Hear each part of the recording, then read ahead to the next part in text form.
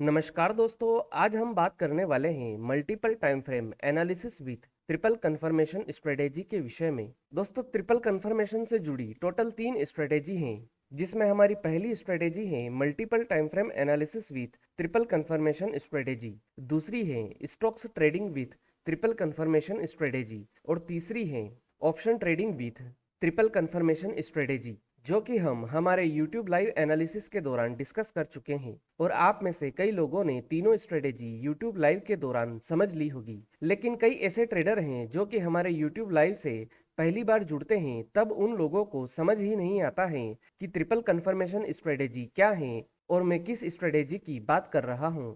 इसलिए मैंने सोचा कि तीनों स्ट्रेटेजी को अलग अलग वीडियो में एक बार फुल डिटेल में एक्सप्लेन कर दूं, ताकि जब भी कोई नया ट्रेडर हमारी लाइव से जुड़े तो वो सीधा इन तीनों वीडियो को देखकर समझ सके कि मैं किस स्ट्रेटेजी की बात कर रहा हूं, ताकि मुझे भी बार बार स्ट्रेटेजी को समझाना ना पड़े।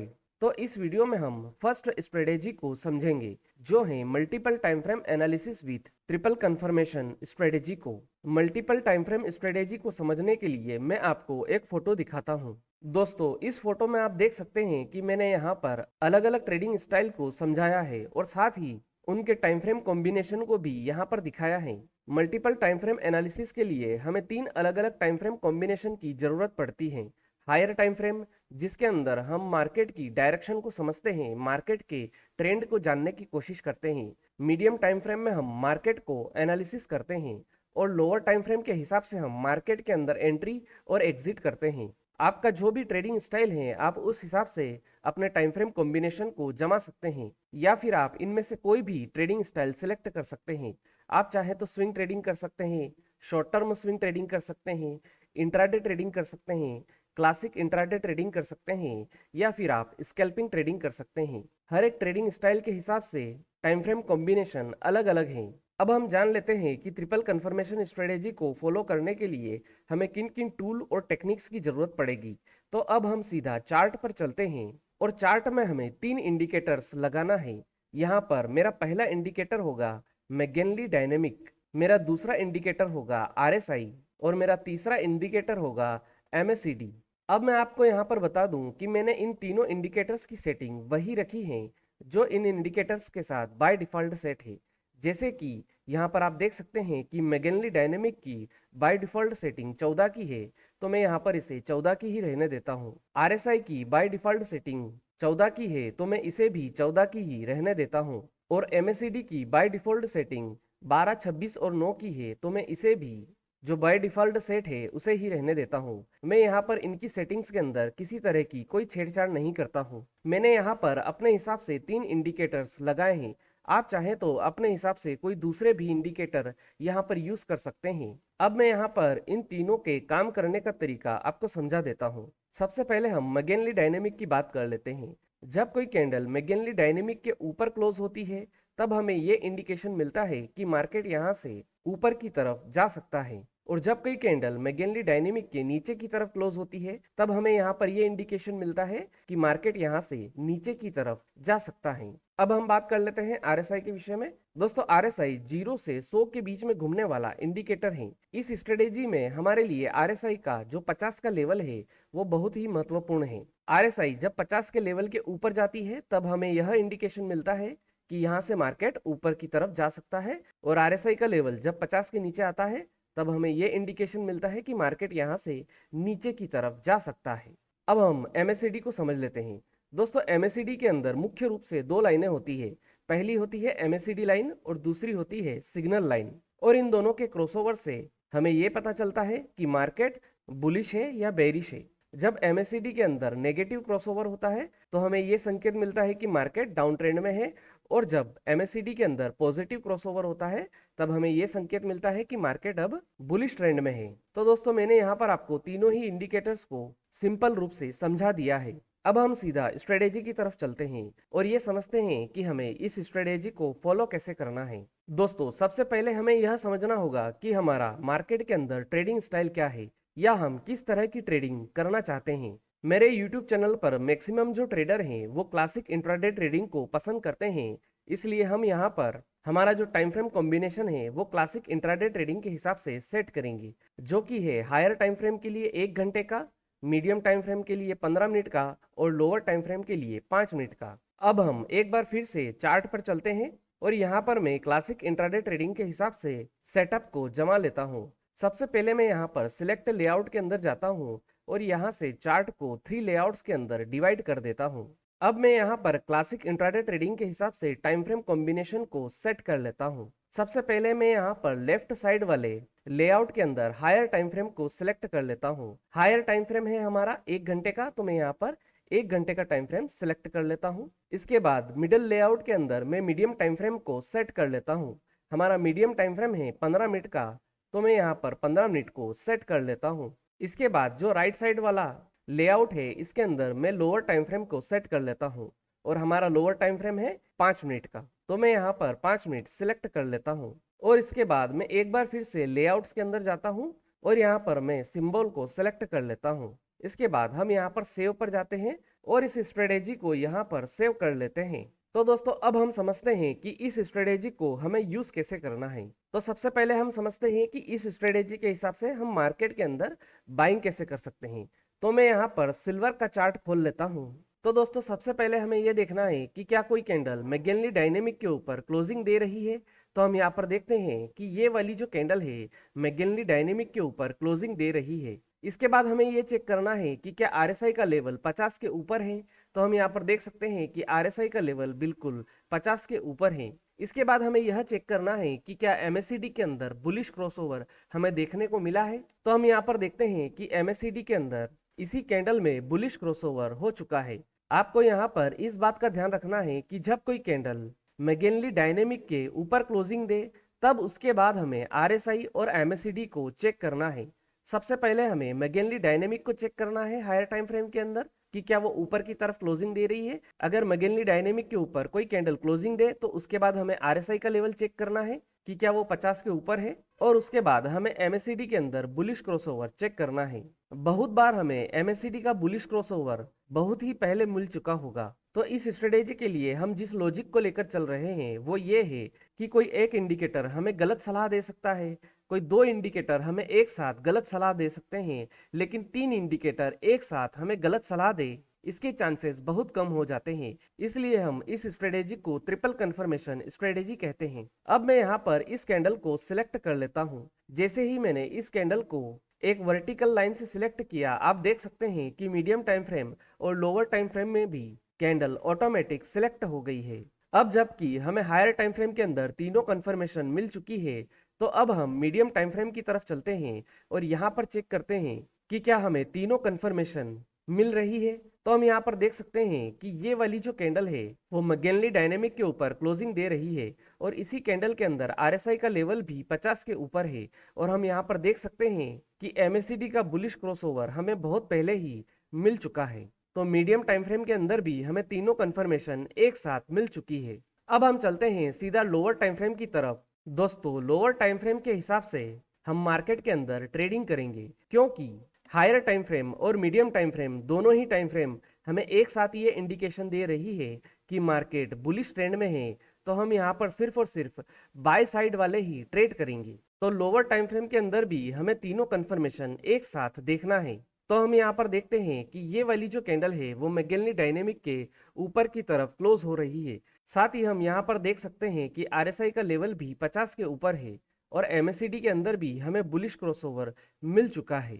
तो अभी फिलहाल तो हम यहाँ पर देख सकते हैं कि मार्केट लगातार बुलिश ट्रेंड के अंदर बना हुआ है। लोअर टाइम फ्रेम के अंदर हमें ट्रेड लेने के लिए यह देखना है कि जब भी मार्केट हमें ट्रिपल कंफर्मेशन देगा बाय करने की, तब हम यहाँ पर मार्केट के अंदर बाय करके चलेंगे।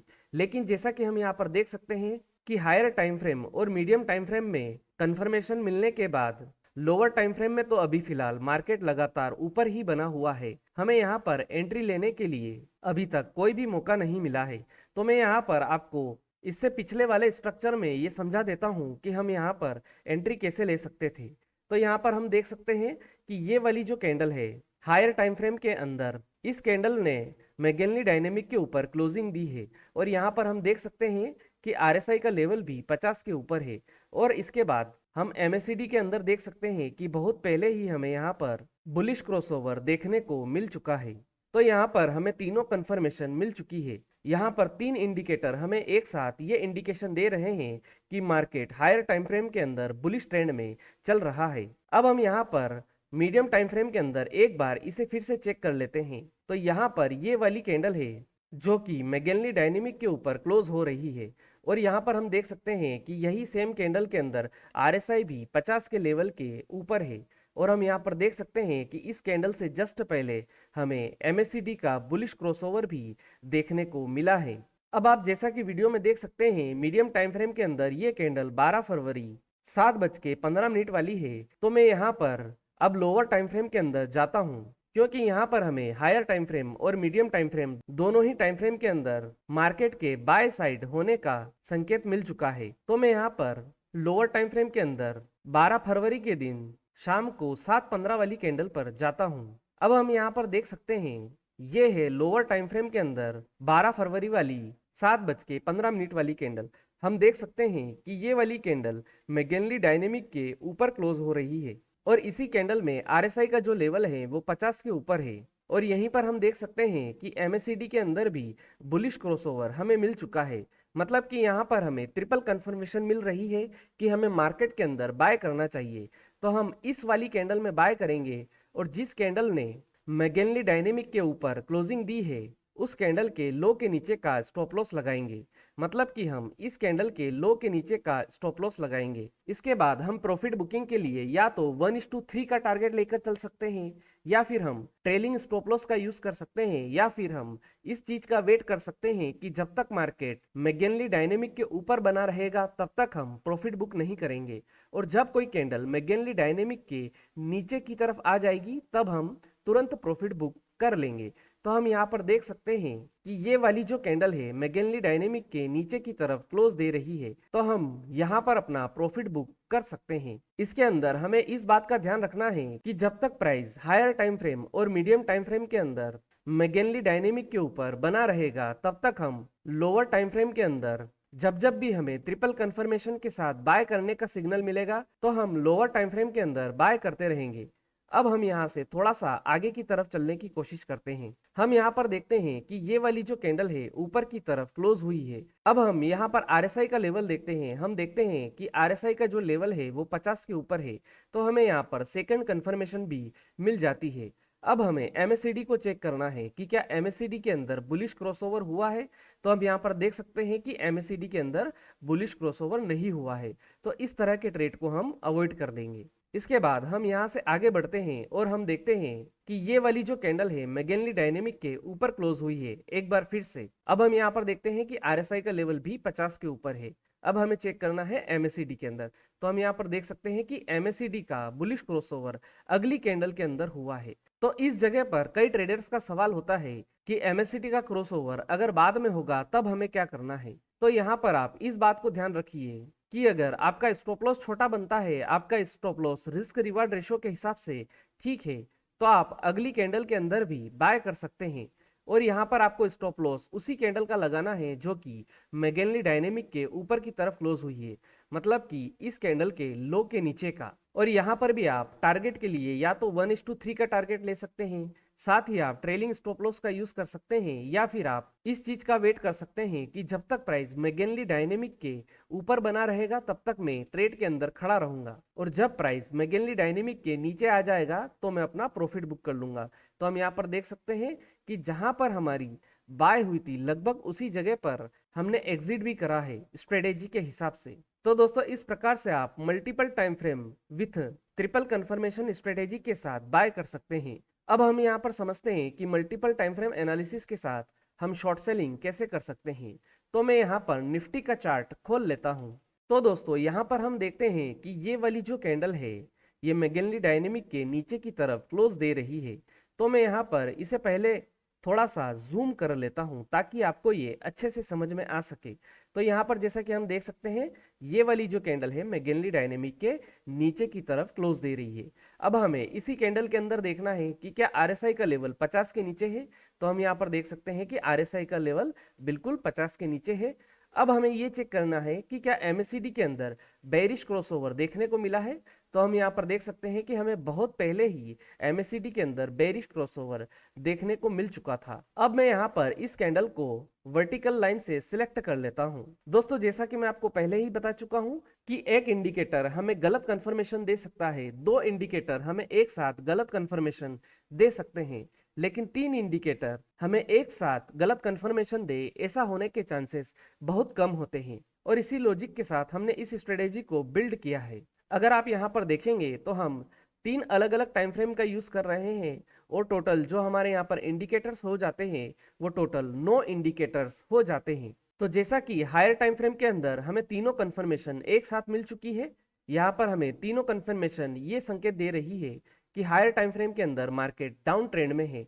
अब हम मीडियम टाइम फ्रेम की तरफ चलते हैं और यहाँ पर चेक करते हैं कि इस कैंडल के अंदर मीडियम टाइम फ्रेम के अंदर क्या चल रहा है। तो मैं यहाँ पर इसको थोड़ा सा जूम करके आपको दिखाने की कोशिश करता हूँ। यहाँ पर हम देख सकते हैं जो कैंडल हमने सिलेक्ट करी थी उसके बाद ये वाली जो कैंडल है मैगेनली डायनेमिक के नीचे की तरफ क्लोज दे रही है। अब हम यहाँ पर देखते हैं कि क्या RSI का लेवल 50 के नीचे है। तो हम यहाँ पर क्लियर देख सकते हैं कि RSI का लेवल 50 के नीचे है। अब हमें ये देखना है कि क्या MACD के अंदर बेरिश क्रॉसओवर हुआ है। तो हम यहाँ पर देख सकते हैं कि इस कैंडल के अंदर तो नहीं, लेकिन ये वाली जो कैंडल है इस कैंडल के अंदर MACD का बेरिश क्रॉसओवर हो चुका है। तो मैं यहाँ पर वर्टिकल लाइन से इसे भी सिलेक्ट कर लेता हूँ। तो अब हम यहाँ पर देख सकते हैं कि हायर टाइम फ्रेम के अंदर हमें इंडिकेशन मिल चुका है कि मार्केट डाउन ट्रेंड में है। मीडियम टाइम फ्रेम में भी हमें ये इंडिकेशन मिल चुका है कि मार्केट डाउन ट्रेंड के अंदर है। अब हम सीधा लोअर टाइम फ्रेम की तरफ चलने की कोशिश करते हैं और लोअर टाइम फ्रेम के अंदर जब जब भी हमें शॉर्ट सेल करने के लिए ट्रिपल कंफर्मेशन मिलेगी तब हम यहाँ पर केवल और केवल शॉर्ट सेल कर कर ही चलेंगे। तो हम यहाँ पर जैसा कि देख सकते हैं मीडियम टाइम फ्रेम में ये जो कैंडल है 7 फरवरी के दिन दोपहर 12:30 बजे की है। तो हम यहाँ पर मीडियम टाइम फ्रेम को सिलेक्ट करते हैं और इसके अंदर इस कैंडल को देखने की कोशिश करते हैं। इसे यहाँ पर मैं थोड़ा सा जूम कर लेता हूँ ताकि ये आपको अच्छे से समझ में आ सके। यहाँ पर हम देख सकते हैं कि ये वाली कैंडल है हमारी 7 फरवरी के दिन की 12:30 बजे की। इसके बाद हम देखते हैं कि यहाँ पर ऑलरेडी मार्केट नीचे की तरफ है। अब हमें ये देखना है कि अब जब भी मार्केट मैगेनली डायनेमिक के नीचे आएगा तब हम यहाँ पर शॉर्ट सेल करने की कोशिश करेंगे। तो हम यहाँ पर आगे चलते हैं और देखते हैं कि ये वाली जो कैंडल है ये वाली कैंडल मार्केट ऊपर जाने के बाद मैगेनली डायनेमिक के नीचे की तरफ क्लोज दे रही है। इसके बाद हम देखते हैं कि RSI का जो लेवल है वो भी 50 के नीचे है। अब हमें ये चेक करना है कि क्या MACD के अंदर हमें बेरिश क्रॉसओवर देखने को मिला है। तो फिलहाल इस कैंडल के अंदर तो हमें बेरिश क्रॉसओवर देखने को नहीं मिला है। तो हम यहाँ से थोड़ा सा आगे की तरफ चलते हैं और हम यहाँ पर देखते हैं कि ये वाली जो कैंडल है इस कैंडल के अंदर हमें MACD का बेरिश क्रॉसओवर देखने को मिला है। तो हम यहाँ पर इस वाली कैंडल के अंदर शॉर्ट सेल कर सकते हैं, लेकिन हमारा जो स्टॉप लॉस लगेगा वो इसी कैंडल के हाई के ऊपर का लगेगा, क्योंकि यही वो कैंडल है जो कि मैगेनली डायनेमिक के नीचे की तरफ क्लोजिंग दे रही है। तो अब हमें यहाँ पर प्रॉफिट बुक करने के लिए यह देखना है कि या तो हम 1:3 का टारगेट लेकर चल सकते हैं, साथ ही हम ट्रेलिंग स्टॉप लॉस का भी उपयोग करेंगे, और या फिर हम प्रॉफिट बुक करने के लिए यह भी देख सकते हैं कि जब तक मार्केट मैगेनली डायनेमिक के नीचे बना रहेगा तब तक हम प्रॉफिट बुक नहीं करेंगे, और जब कोई कैंडल मैगेनली डायनेमिक के ऊपर क्लोज दे देगी तब हम यहाँ पर अपना प्रॉफिट बुक कर लेंगे। तो अब हम यहाँ पर आगे चलने की कोशिश करते हैं और देखते हैं कि मार्केट कहाँ तक नीचे की तरफ गया है। तो यहाँ पर थोड़ा सा और हम आगे की तरफ चलते हैं और देखते हैं कि मार्केट कितना डाउन गया है। जैसा कि हम यहाँ पर देख सकते हैं कि ये वाली जो कैंडल है ये मैगेनली डायनेमिक के ऊपर की तरफ क्लोज हो रही है। तो हम इस कैंडल के अंदर हमारा प्रॉफिट बुक कर सकते हैं। तो यहाँ पर प्रॉफिट बुक करने के दो तरीके हैं, या तो 1:3 का हम टारगेट लेके चल सकते हैं या फिर वेट कर सकते हैं कि जब तक कोई कैंडल मैगेनली डायनेमिक के ऊपर क्लोजिंग नहीं दे देती है तब तक हम मार्केट के अंदर बने रहेंगे। इसके बाद अगला ट्रेड हम देखते हैं कि ये वाली जो कैंडल है मैगेनली डायनेमिक के नीचे की तरफ क्लोज दे रही है। इसके बाद हमें देखना है कि क्या RSI का लेवल 50 के नीचे है। तो हम यहाँ पर देख सकते हैं कि RSI का लेवल भी 50 के नीचे है। अब हमें देखना है कि क्या MACD के अंदर हमें बेरिश क्रॉसओवर देखने को मिला है। तो हम यहाँ पर देख सकते हैं कि MACD के अंदर बेरिश क्रॉसओवर तो देखने को हमें यहाँ पर नहीं मिला है। अब हम यहाँ पर फिर से आगे की तरफ चलने की कोशिश करते हैं और देखते हैं कि कौन सी कैंडल मैगेनली डायनेमिक के नीचे की तरफ क्लोज दे रही है। तो हम यहाँ पर देखते हैं कि ये वाली जो कैंडल है मैगेनली डायनेमिक के नीचे की तरफ क्लोज दे रही है। इसके बाद हम देखते हैं कि क्या आरएसआई का लेवल 50 के नीचे है। तो हम यहाँ पर देख सकते हैं क्लियर कि आरएसआई का जो लेवल है वो 50 के नीचे है। और यहाँ पर हम देख सकते हैं इसके बाद कि एमएसीडी भी बेरिश क्रॉसओवर हमें दे रही है। तो हम इस वाली कैंडल के अंदर शॉर्ट सेल करेंगे और जो कैंडल मैगेनली डायनेमिक के नीचे क्लोज दे रही है उसके हाई के ऊपर का स्टॉप लॉस लगाएंगे, मतलब कि यहाँ पर। और इसके बाद या तो हम 1:3 का टारगेट लेके चल सकते हैं या फिर हम तब तक वेट करेंगे जब तक कि प्राइस मैगेनली डायनेमिक के नीचे बना हुआ है। और जब कोई कैंडल मैगेनली डायनेमिक के ऊपर क्लोजिंग दे देगी तब हम यहाँ पर अपना प्रॉफिट बुक कर लेंगे। तो हम यहाँ पर देखते हैं आगे की तरफ चल के कि क्या होता है, मार्केट कहाँ तक नीचे जाता है। तो जैसा कि हम यहाँ पर देख सकते हैं कि मार्केट इस कैंडल के अंदर मैगेनली डायनेमिक के ऊपर आकर क्लोज हुआ है। तो हम यहाँ पर अपना प्रॉफिट बुक कर सकते हैं। तो दोस्तों इस तरह से आप मल्टीपल टाइम फ्रेम एनालिसिस के साथ ट्रिपल कंफर्मेशन स्ट्रेटेजी को फॉलो कर सकते हैं। इस तरह से आप मार्केट के अंदर शॉर्ट सेल कर सकते हैं। तो दोस्तों यह थी मल्टीपल टाइम फ्रेम एनालिसिस के विषय में संपूर्ण जानकारी। उम्मीद है आपको यह स्ट्रेटेजी पसंद आई होगी। अगर इस स्ट्रेटेजी से जुड़ा कोई भी सवाल आपके दिमाग में है तो आप कमेंट बॉक्स में जाकर पूछ सकते हैं। और अगर आपको यह स्ट्रेटेजी पसंद आई हो तो आप वीडियो को लाइक कर दीजिए, चैनल को सब्सक्राइब कर दीजिए। आज के लिए इतना ही, फिर मिलेंगे। गुड बाय, धन्यवाद।